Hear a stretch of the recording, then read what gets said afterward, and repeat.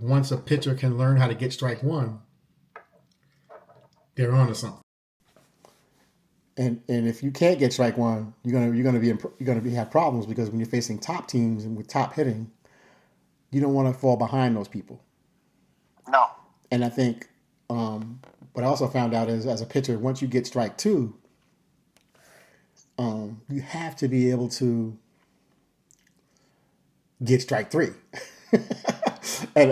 or have an out pitch to get them to hit something weak without coming over the fat part of the plate. And a lot of pitchers struggle with having an out pitch either in two places. Like, you got to have an out pitch. You got to have more than one out pitch. You got to have an out pitch on either one side of the plate or the other side of the plate. And then you have to have an out pitch either up in the zone and or down in the zone. But you got to have two, I think, because it's the most effective way to be effective. So when I'm trying to get hitters to like create an in-game approach against a specific type of pitcher, we have to make adjustments based on what this pitcher is doing to get ahead and what this pitcher is doing with two strikes. Yes. In order to immobilize that particular pitcher.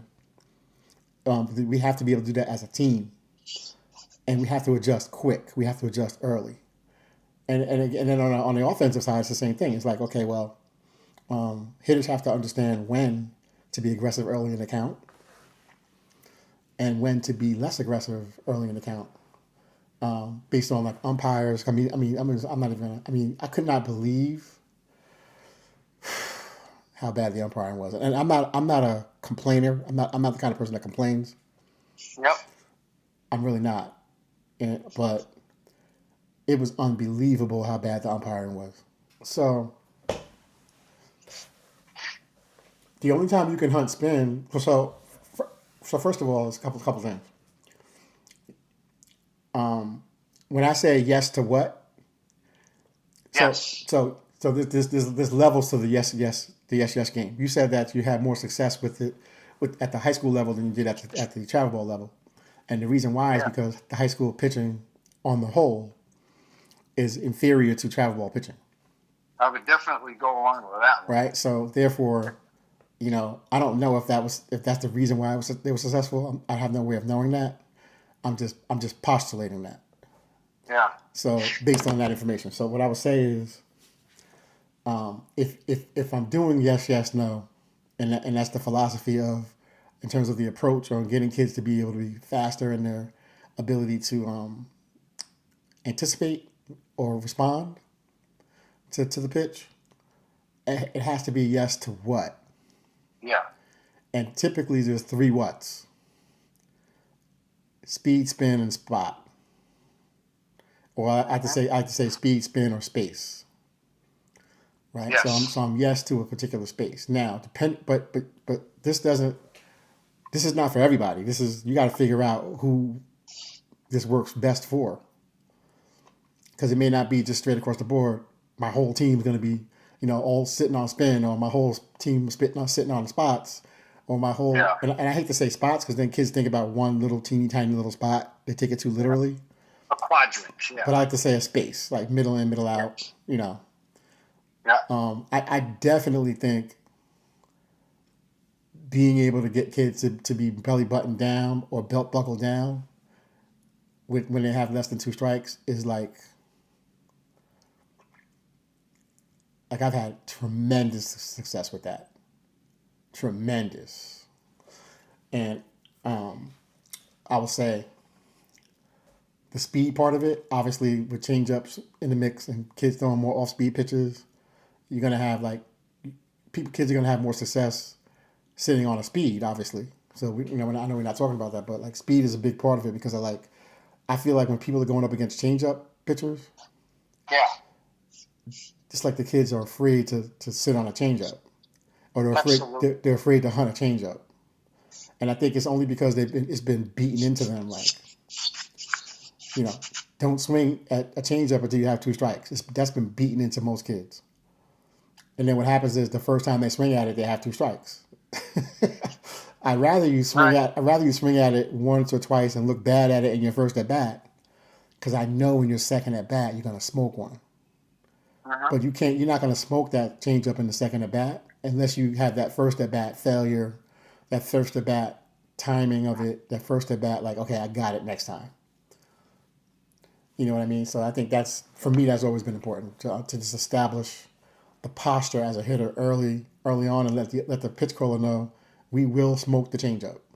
We will smoke it, and you have to empower kids to be able to do that, right? So you got to give them confidence in it and say, look for it, look for it on the first pitch, especially if it's your third batter or your fourth batter. They're probably going to get a first pitch changeup for a strike.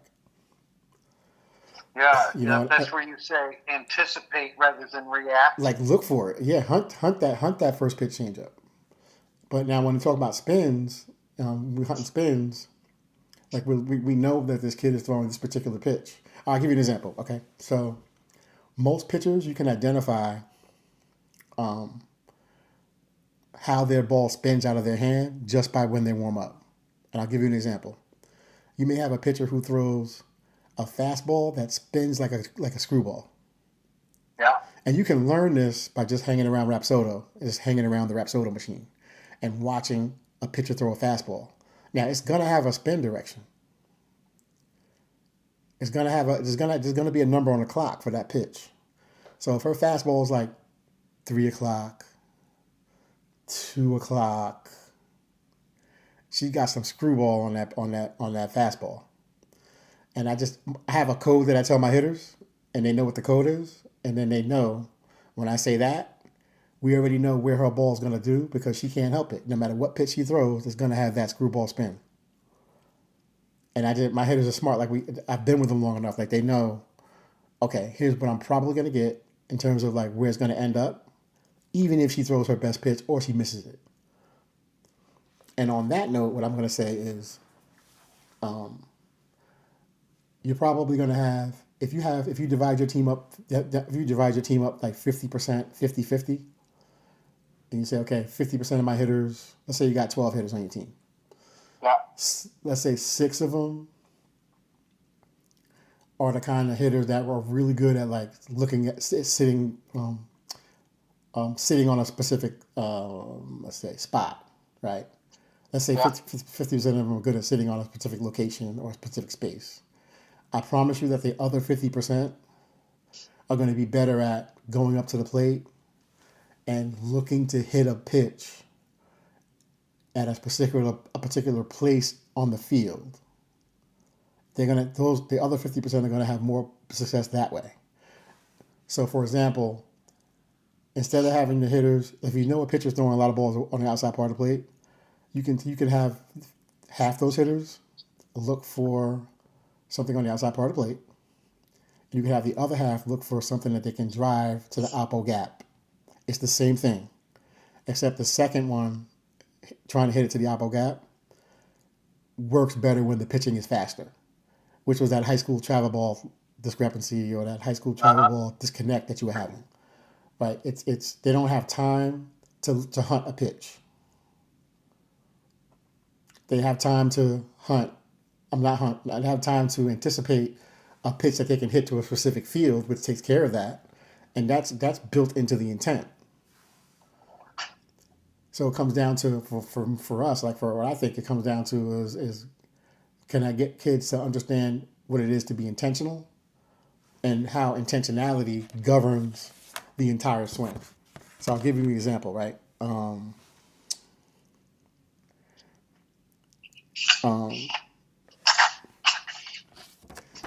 was writing some notes down last night. I was just talking about this last night. I was talking about this, and I took out a sheet of paper, which I rarely take out a sheet of paper.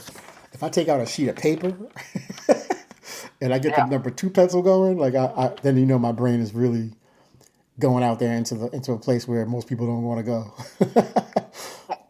But I'll say this is what I came up with. I said that we have to ask more introspective questions to hitters and to athletes in general. We got to get them to be more introspective. We gotta tap into their belief systems and give them the comfort level to give us as coaches access to what really drives power and what really drives better hitting approaches. Because if we can't get them to answer those questions, then we don't really know what they believe. And everything about what they do is based on what they believe. And just because you told them to do something doesn't mean they believe it. That's very true. So once we can find out what they believe, and if they don't believe, then we can help them to be able to believe. So here's an example of that. I ask a question. This is an introspective question. Are you a power hitter? And a hitter might say, and they may pause, right? The fact that they paused tells you that they don't believe they're a power hitter. So now my job, because it doesn't matter what I do if they don't believe it. Right. So my job now becomes I have to brainwash them, convince, or change or reprogram their belief system to get them to buy into the idea that a 200-foot fence is really, really short. Mm-hmm. Because in their own head, they think it's far. And I'm talking to a 16, 17-year-old, and I know that there are 8 and 9-year-olds hitting the ball 220 feet. Right. Like, I know this. She doesn't know this because she lives in New Jersey, and these kids in the South are doing that on a daily basis because of what they believe about themselves. That's what's really powering it. Not that I'm this great swing guy. It's that I know how to talk to I know how to talk to an athlete. I know how to get them to believe in what they're capable of doing. That was one of the first things you said at King, New Jersey. The fence is 200 feet away. When Michelle was 13 years old. Yeah, it's perspective. The runner who runs fast, they think first base is close. The slow runner thinks it's far. You know what I mean? It's all in your head. We make up these stories. All this stuff that we think that become our thoughts and become our memories are what's driving our own reality. Thoughts and memories, or thoughts, memories, and like information. Where you getting your information from? Well, if you're coming into my domain, you get your information from me, and I'm gonna tell you what it is. That's the difference. Because if I just focus on your swing, that's the last thing that happens after you've had this whole process in your head already. That's last. Yeah. So are we doing it backwards? I think some of us. I mean, we look at the swing and we say, okay, she's doing this wrong, she's doing that wrong, she's doing that wrong. So what? How about she's thinking wrong? How about that? Let's turn that question into an introspective question. And you would ask her, does she know what the difference between hitting and swinging is? Because she said, I can't hit. Yes. Right. And you know what her next thing was? In her head, she's thinking, well, can you fix my swing so that I can hit? You fixing her swing is not going to make her hit, necessarily. No, that's right. And that's where we're at. I mean, and it's a whole mindset shift that needs to happen from the top down, because it's not going to happen from the players to the coaches. It doesn't work that way. It has to happen from the coaches to the players. We have all this information, but how do we coach it? Most people can't coach it. Most people can't get their own egos and their own personalities out of the way so that they can become effective coaches. Yo, my team 1 through 9, we hit the freaking crap out of the ball the whole summer. Yeah, that's wonderful. And I never talked mechanics. No. In fact, you'd be proud of me. You'd be proud of me, Dave. Yeah. Because I had a kid who was definitely my best player by far. Best hitter by far. Best athlete by far. KK? Who had the worst freaking swing in the world, and she hit over 450. Love And it. I had to stand there at third base and just I had to let this kid ride. I had to let her play her game. And when she would come to me for like, she wanted me to say something, I'd be like, nope, I'm not saying one word to you. You go hit, you go play your game. And I told her, when I tell the team something, I'm not talking to you. I need you to do what you got to do. Play your game. Yeah. And because I didn't want to be in the way.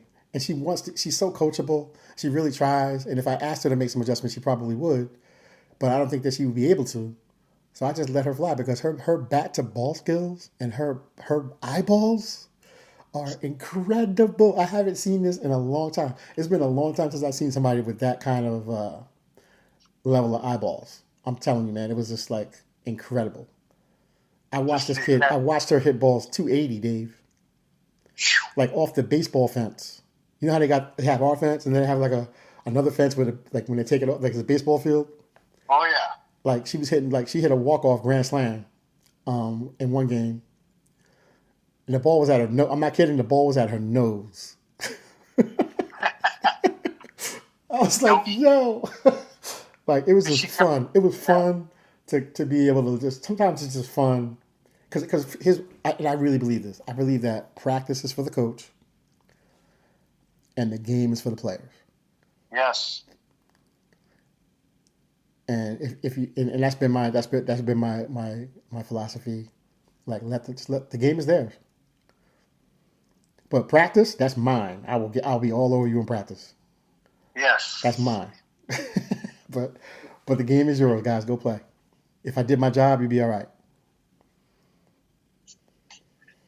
Love it. So So that was helpful. That was helpful talking about. I'm going to talk Belton down because over the years when I'm coaching first base, when the ball gets up above their belt, that's when they fucking pop it up most frequently. So you know what's funny? I developed a new cue this summer, Yeah. and I would just say to the kids, because we had a thing where we would like pop-ups would happen, and I'm like, and we'll hit a pop-up, then the next guy will hit a pop-up, and I'm like, yo, we just hit 3 pop-ups, guys. We got to figure this out. Yeah. So I would say, I need somebody to hit 1 on the ground, just so everybody can see 1 on the ground. Somebody has to be the sacrificial lamb. Yeah, you said that last week. Or Yeah. The prior meeting. Yep. I said, if somebody hits 1 on the ground, I promise you, we're gonna start crushing. So one girl hits a rocket on the ground. Right, I think she hit it like right at the shortstop or right at the second baseman. I forgot. Or right back to the pitcher. And then after that, all they had to do was see it. And like everybody followed that suit. It was really, really good. And but I had this cue that I would say, and I would tell the hitter, I need you to get on top of something. Because it's the whole real versus feel thing, and I'm never one for cliche. I'm not the cliche guy. But it's a really smart thing to know as a coach. I don't know if the players have to know it. I don't think it matters to them. But as a coach, if we know that, we can get them to do some things. So I said, hey, you know what? I need you to get on top of. I need you to get on top of something. I had a runner on third, less than 2. I knew I wanted a sac fly, but I don't want to pop up. So I said, I need you to get on top of something. Double. Uh-huh. Double. The runner from third comes in. She's on second. Double. Let's go. And because it just changes. Like, okay, I can get on top of something, and then it puts her in a better bat path, a better swing plane, to get more of a hard hit ball and less lift, because we don't need it in that situation. You know, we needed to get that. We needed something hit hard to get that RBI in. You know, but you know, that's been my go-to cue. That's been my go-to cue, that just get on top of something. Changing intent. Basically. Yeah. And the kids started to like understand what I was doing over there at third. I was just playing psychologist, but I was also watching pitchers and understanding what was going on with pitchers. And I think if more hitting coaches learn pitching, they'd be better because a lot of good pitching coaches really know hitting. I'll bet you all the money in the bank that 99% of the best pitch callers and best pitching coaches in the country would be just as good hitting coaches as pitching coaches. But it's the opposite for hitting coaches to pitching coaches. Because pitching coaches watch film, they know what swings don't work, they know what swings have the least amount of adjustability, because it's their job to know that. But as hitting coaches, I think some of us are so enthralled in, I just want to fix kids. I just want to move people's hands and change strides. And we get so caught up into that. It's like, it's funny. It's like the little kid who just wants to take the hammer and bang on the toy truck. Yeah. We're like kids trying to fix something that doesn't even, it's not broken, but we want to fix stuff. It's weird. It's just like, I'm just not that person, but I think so many hitting coaches that are that person are failing at getting most of these kids in-game success, and then consequently their kids going to college and sit because they understand swing, but they don't understand how to hit. And I think in college you have to really know how to hit, especially if you're going up to the high level. Especially if you're like SEC, and if you're not SEC, I think the SEC, I think is everybody else. I don't think there's really a big difference. I don't think there's that big of a difference. Once you get out of the SEC, I think anybody can beat anybody. It's just like a whole different planet, man. SEC is like, it's just bigger, stronger, faster. It's just a whole different world. The runners are faster. The arms are better. The second basemen have shortstop arms. Like, it's just crazy. She wants her swing to save her, but she's not hitting it. And that's a lot of kids. They want this, but I did everything. My swing. I did everything that I've been trained. Yeah, but you're not hitting it. You're not competing. That's the first thing that has to happen in your head is, I'm competing. I'm here to hit. That's something that transcends an actual swing. And it's hard to get kids that are so trained in that way. Kids have been trained in that way, where they think it's the swing that gets the hit, but it's not me that gets the hit. I want the me kids that understand that. I want those kids. They understand that it's me. Yeah, are there things about my swing that make it easier? Are there things about my swing that make it can help me to be more consistent? Absolutely. It's pretty. It is pretty. I get that. But I think when I coached professional softball in those years that I did that, I really began to fully understand that hitters could be so different and still be good, because it didn't matter what I thought it should look like. Yeah. Like sometimes, a hitting coach can get so much knowledge and so much information and so much science that they, in their head as a hitting coach, you think it has to look like that. And then we'll go out and we'll find swings that substantiate our claim. See, look, he's doing it. Okay, one guy. Okay, maybe 20 guys do that, but there's 20 more guys that don't do it. There's 20 more girls who don't do that.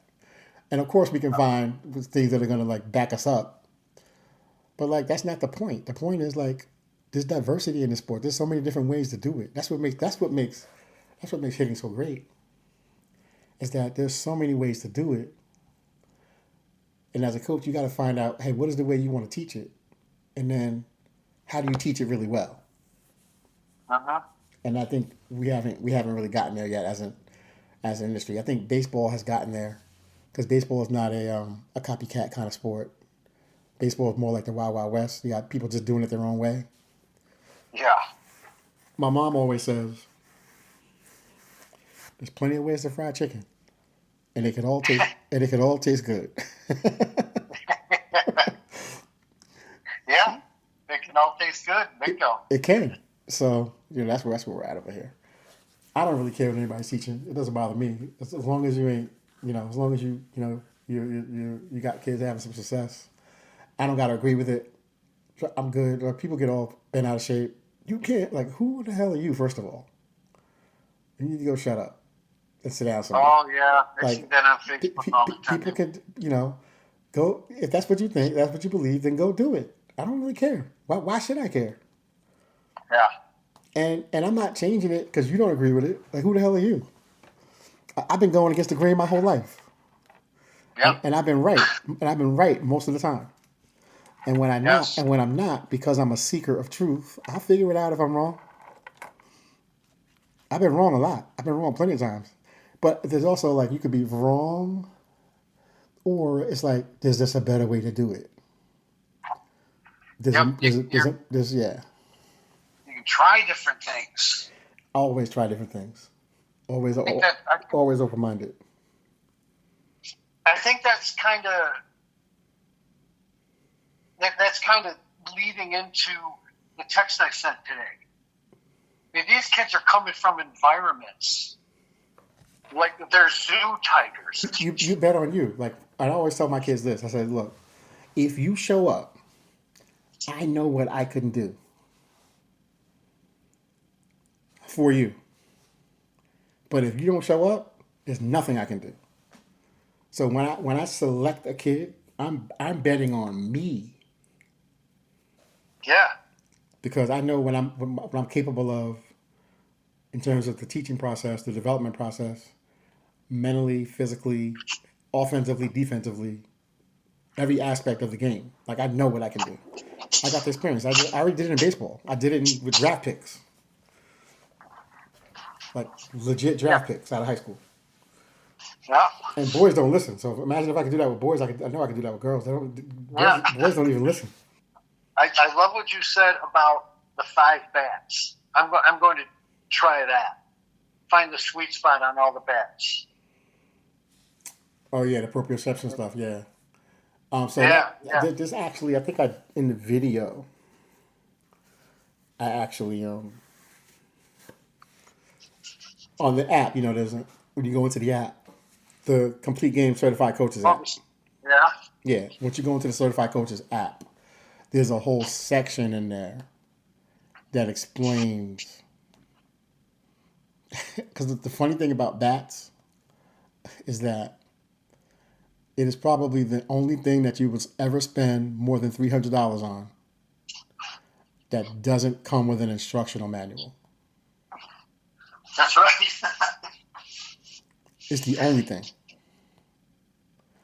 Because people want to think that they know what the hell they're talking about. And they don't. So when I made each bat, and before I decided I wanted to sell the bats, I spent a significant amount of time with each bat in its design, in its evolution, and specifically what I needed each bat to help kids work through. But I wanted to teach these kids how to move and feel their swing and different aspects of their swing with different types of bats, which allow them to have the bat in their hand in a natural swinging motion as they program their bodies or as they reprogram their bodies. And a big part of it was the proprioception part, because when you change the sweet spot, they have to very quickly, I like to say, become one with the bat and feel the bat as an extension of their hands, not just something that they have in their hands. And once a hitter can do that, then I would say, hey, that player has a good feel for hitting. And some people, they were never necessarily taught that, but they have that. And then there's everybody else who we have to teach that to. And understanding how the proprioceptive feed works and how we can train it, and why it's important for hitters to be able to be really good at that. it's one of those things that are just really, really undertaught, and people don't really talk about it much, but it's a big part of what we do.